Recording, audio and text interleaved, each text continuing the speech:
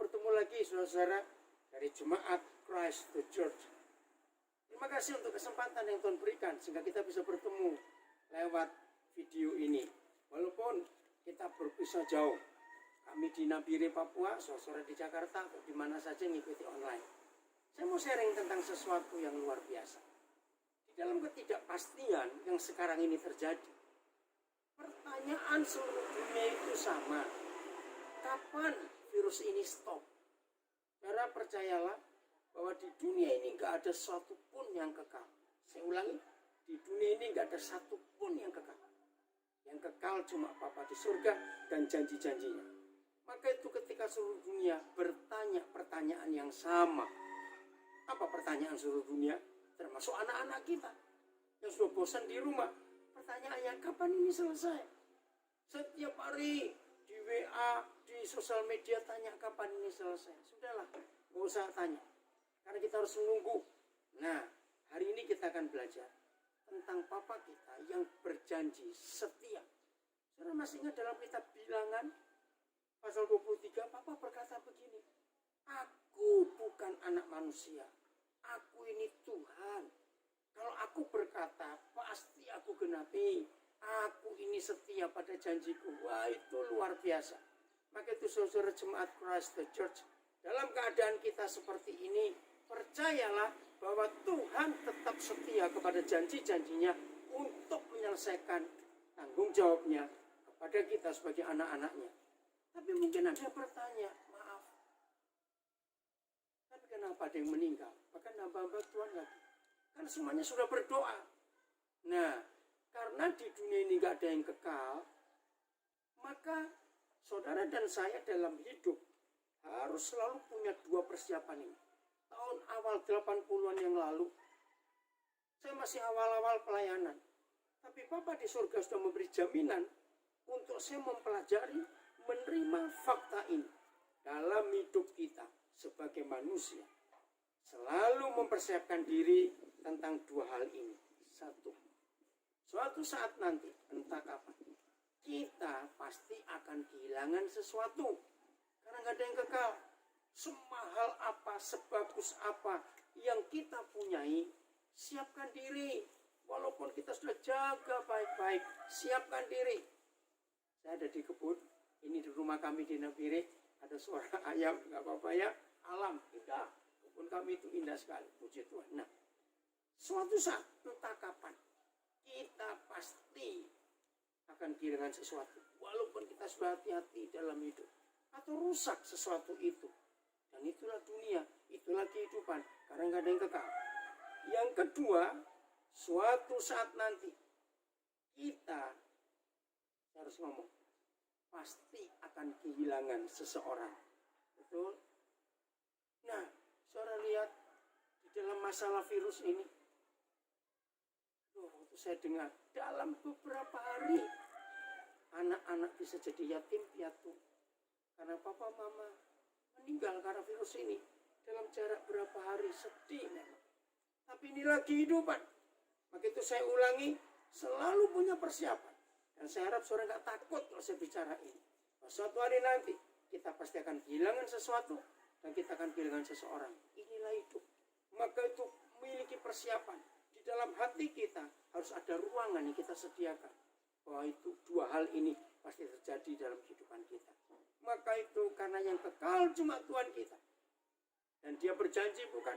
Barang siapa percaya kepada dia, kita akan menikmati hidup yang kekal. Jadi kalau di dunia ini ada perpisahan, gak apa-apa. Karena itu wajar. Karena kalau kita percaya pada Tuhan Yesus, maka kita akan hidup dalam kekekalan juga. Jadi nikmati itu. Nah sekarang janji-janji Papa. Saya kagum saudara. Di dalam kitab Ibrani pasal yang ke-6 ada janji yang luar biasa. Dan waktu saya mempelajari ini, saya kagum, saya terharu. Saya bilang, Papa engkau itu luar biasa. Coba ya, Ibrani pasal yang ke-6. Begini janji Papa kita kepada kita semuanya, anak-anaknya di dunia ini. Maka itu kita nggak perlu ragu-ragu untuk menantikan apa yang dia janjikan. Itu pasti akan terjadi sesuai dengan apa yang dia ingin, yang dia sudah katakan kepada kita. Ibrani pasal yang ke-6. Saya akan baca mulai ayat yang ke-9. Judulnya menarik, Ibrani 6 ayat 9. Berpegang teguh pada pengharapan. Saya ulangi, berpegang teguh pada pengharapan. Tetapi, hai saudara-saudaraku yang kekasih, sekalipun kami berkata demikian tentang kamu, kami yakin bahwa kamu memiliki sesuatu yang lebih baik, yang mengandung keselamatan. Nah, keselamatan itu kan kekal. Jadi dalam pengharapan kita memiliki sesuatu yang lebih baik, yaitu keselamatan. Ayat 10. Sebab Tuhan bukan tidak adil, sehingga dia lupa akan pekerjaanmu dan kasihmu yang kamu tunjukkan terhadap namanya oleh pelayanan kamu kepada orang-orang kudus yang masih kamu lakukan sampai sekarang. Nah, di dalam masa penantian ini, saudara, sampai kapan kita belum tahu virus ini lewat, tetap melayani. Jangan stop, jangan berhenti. Nah, kata pelayanan gak harus dalam gereja, tidak.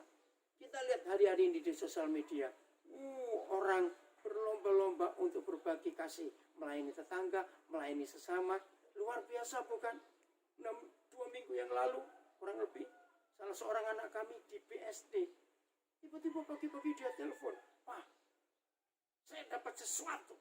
Kami suami istri mendapat peneguhan. Saya bilang, ada apa? Karena begitu semangat dia cerita.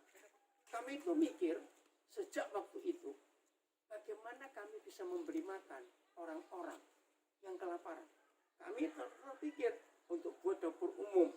Aduh, tapi ribetnya ya. Kalau buat dapur umum, mesti bentuk tim masak, mesti belanja dulu, mesti bersihin ini dulu, lalu begini, lalu begitu. Tiba-tiba waktu kami berdoa minta hikmat Tuhan. Dan ini membuat kami kaget. Dan kami bangga sebagai orang tua. Salah seorang anak kami bisa buat ini. Terus apa yang Tuhan katakan kepada kami? Tuhan ingin kami mendata. Ada berapa warung di sekitar kami tinggal. Dan ada berapa warteg, warung juga. Terus untuk apa?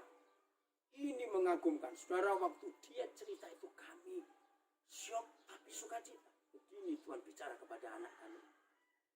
Kami akan borong, akan beli semua masakan di warung mereka hari ini. Mereka bilang seminggu mau 3 kali. Mungkin Senin, Rabu, Jumat, saya nggak tahu. Terus, apa yang mereka masak hari ini kami akan beli semua. Lalu, nah tolong dibungkusin, terserah. Mau campur lauk apa terserah. Tolong dibungkusin sampai habis semuanya. Terus, saya bentuk tim ya, untuk cari termasuk mereka. Panggil orang-orang susah, orang-orang lapar, ya di sekitar mereka. Lalu, pokoknya 1 orang maksimal dapat 3 bungkus 1 hari. Oh iya, mari bayangkan. Luar biasa bukan? Maka itu ayat 10.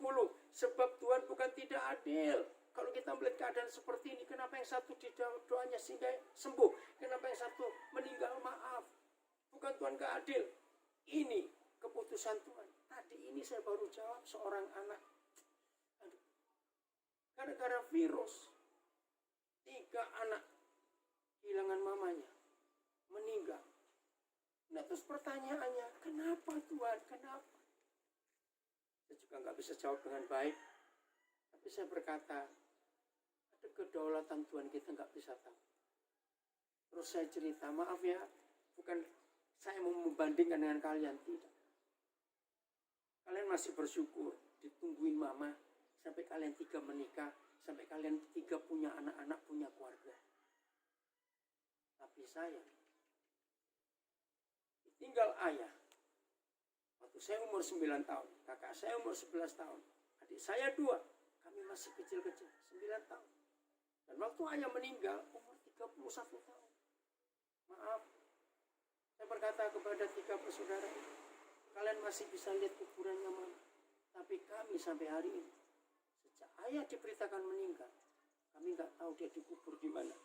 Sebuah peristiwa saya nggak bisa cerita. Bukan berarti mau bandingkan, tidak.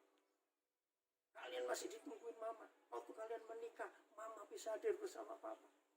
Tapi kami, maaf. Jadi inilah kehidupan.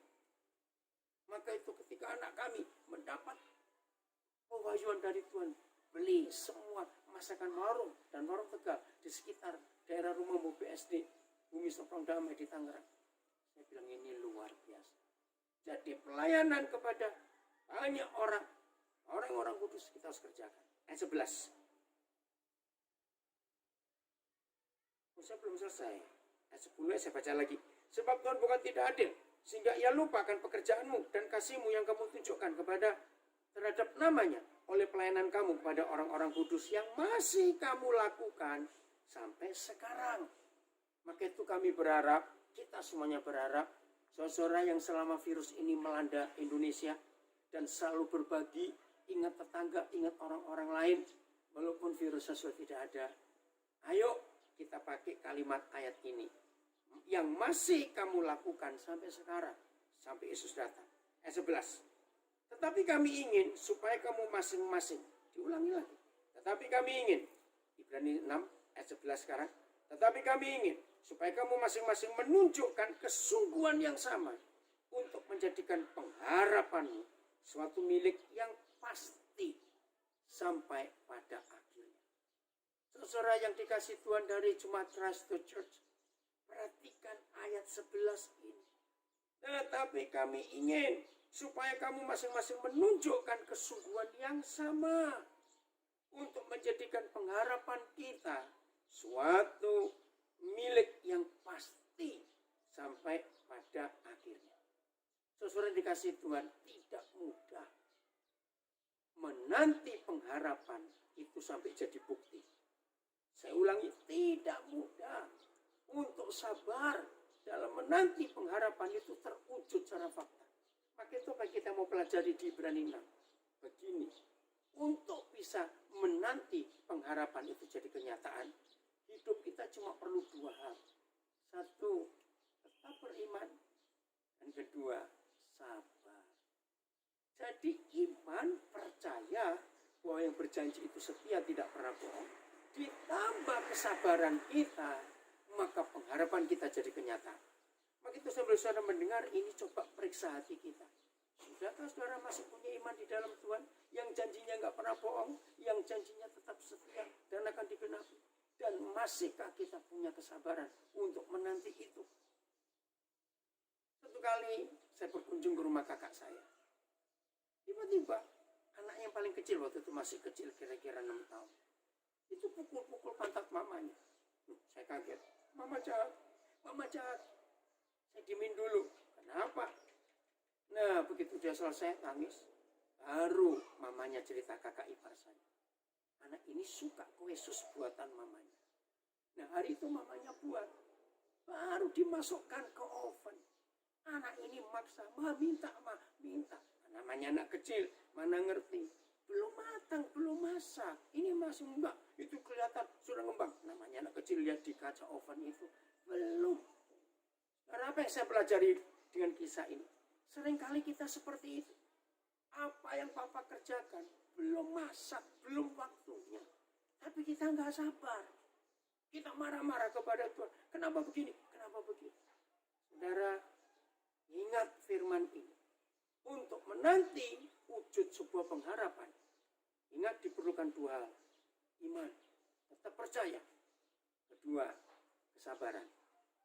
Nah, hari-hari ini yang sudah lama di rumah, nggak bisa kemana-mana, awas nggak sabar pada istri, awas nggak sabar pada suami, awas nggak sabar pada anak-anak.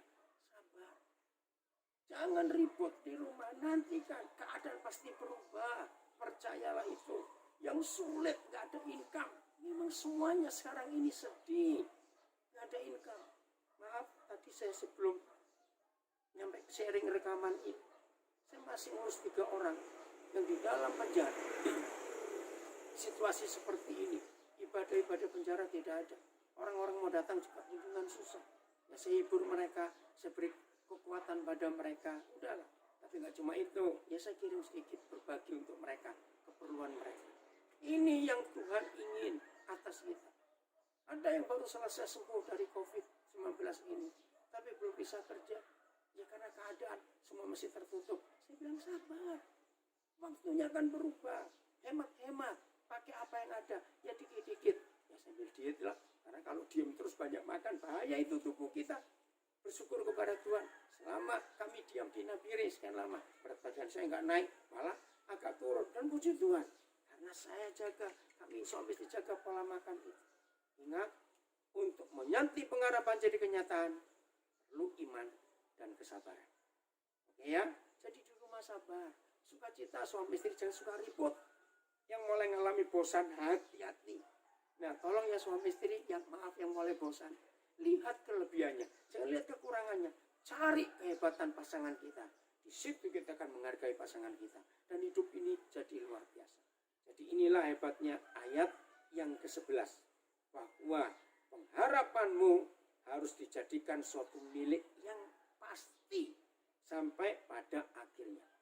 Masih Ibrani pasal 6 ayat 12. Agar kamu jangan menjadi lamban. Maaf ya, kata lamban artinya bodoh. Gak sabar, lelet istilahnya. Jangan jadi lambat, tetapi menjadi penurut-penurut mereka yang oleh iman dan kesabaran. Nah, ini dia. Jangan lambat, jangan jadi berubah, karakter berubah, marah-marah, jangan. Tapi jadilah penurut mereka, yaitu tokoh-tokoh iman. Saudara kita perjanjian lama, perjanjian baru, para martir yang sudah menyerahkan nyawanya sampai mati karena nama Yesus. Oleh iman dan kesabaran, mereka mendapat bagian dalam apa yang dijanjikan Tuhan. Wih, ini luar biasa, saudara. Karena iman dan kesabaran, maka itu mereka mendapat bagian dari apa yang Tuhan janjikan. Kan keren. Jadi sabar ya, ada iman, maka pengharapan jadi kenyataan. Sekarang ayat 13. Oh, ini luar biasa. Kiranya firman ini memotivasi saudara untuk hidup dalam kebenaran. Apa itu? Sebab ketika Tuhan telah memberikan janjinya kepada Abraham, ia bersumpah demi dirinya sendiri. Karena tidak ada orang yang lebih tinggi daripadanya. Wow. Saudara, awal tahun 80-an saya dapat rahasia Ibrani 6 ini. Pikir kenapa harus bersumpah dalam memberi janji kepada Abraham, termasuk janji kepada kita, kan aneh. Untuk apa dia bersumpah? Betul tidak, saudara? Saya mikir, saya ulangi lagi, ayat yang ke-13. Sebab ketika Tuhan memberikan janjinya kepada Abraham, ia bersumpah demi dirinya sendiri. Terus, karena tidak ada orang yang lebih tinggi daripadanya. Nah, ini. Sampai suatu saat, Roh Kudus mengingatkan saya sebuah fakta. Saya percaya semua kita, hampir semua kita, pasti pernah buat surat perjanjian. Betul? Antara pihak pertama, pihak kedua, atau ada pihak ketiga. Nah, pokoknya perjanjian. Saudara, perjanjian itu akan sah. Harus di depan orang yang posisinya, otoritasnya lebih tinggi dari kita. Nah, di dalam masalah hidup sehari-hari, siapa orang itu? Notaris. Betul? Notaris itu masih pakai bahasa Belanda ya. Sampai hari ini belum ada bahasa Indonesia. Notaris, notar. Nah, notaris ini yang lebih tinggi dari kita, maka itu supaya perjanjian kita antara dua pihak itu kokoh, itu sah, maka kita harus datang ke notaris untuk mengesahkan perjanjian itu. Kira-kiranya nangkap ya prinsip ini luar biasa. Nah, begini ayat 14 katanya, sesungguhnya aku akan memberkati engkau berlimpah-limpah dan akan membuat engkau sangat banyak. Nah, ini janji Bapak Yahweh kepada Abraham. Ya, dia terikat dengan janji itu. Dan ingat loh, Abraham gak minta loh. Abraham gak minta. Tapi Tuhan memberikan janji itu. Oke, ayat 15. Abraham menanti dengan sabar. Dan dengan demikian, ia memperoleh apa yang dijanjikan kepadanya.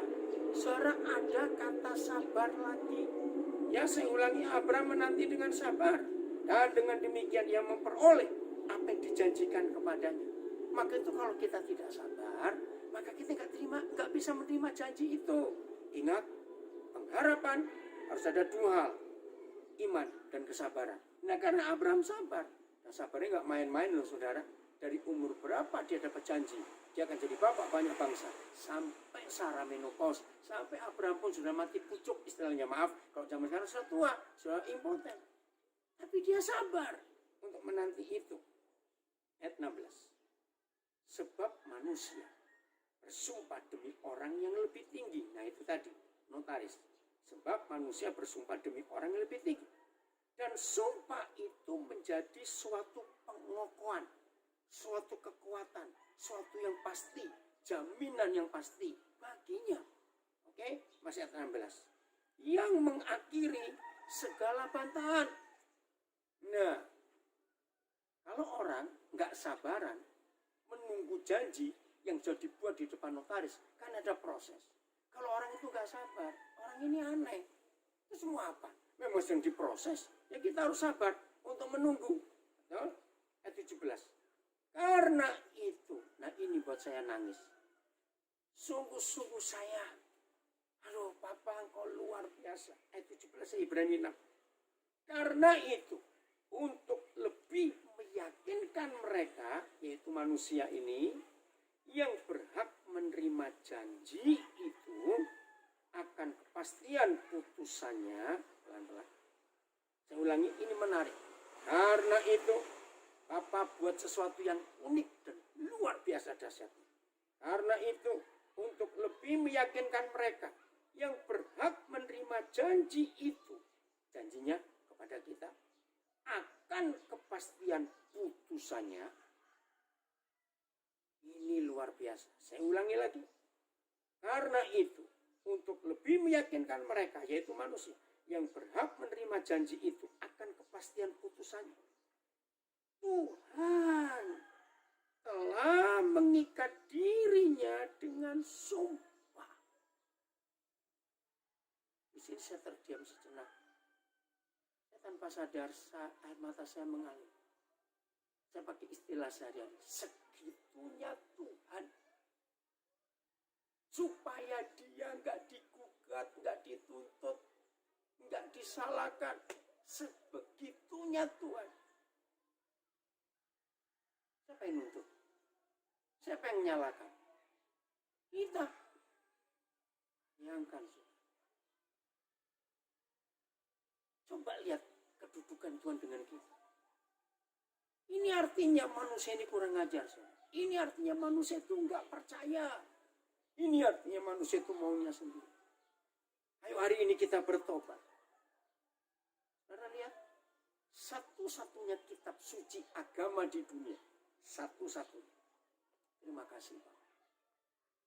Yang dibaca dan disebut perjanjian lama dan perjanjian baru. Ngerti kata perjanjian ini? Coba bayangkan. Berarti kitab suci kita itu isinya perjanjian Tuhan kita terhadap kita.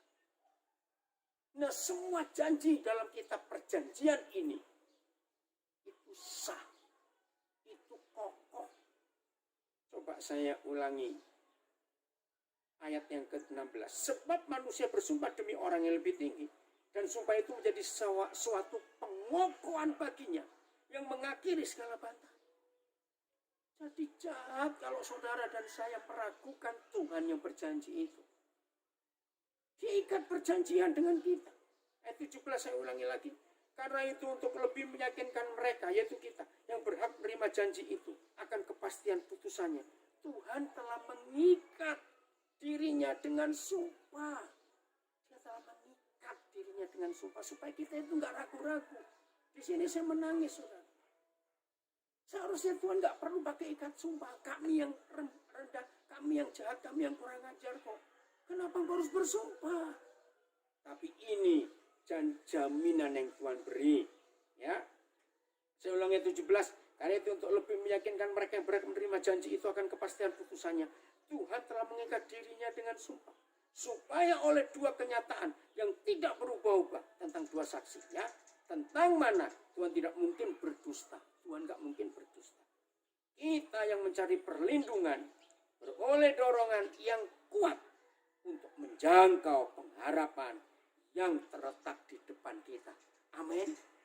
Menarik bukan kalau kita belajar ini, supaya oleh dua kenyataan yang tidak berubah-ubah, tentang mana Tuhan tidak mungkin berdusta. Kita yang, maaf, ada motor lewat di depan rumah kami. Saya ulangi, supaya oleh dua kenyataan yang tidak berubah-ubah, tentang mana Tuhan tidak mungkin berdusta.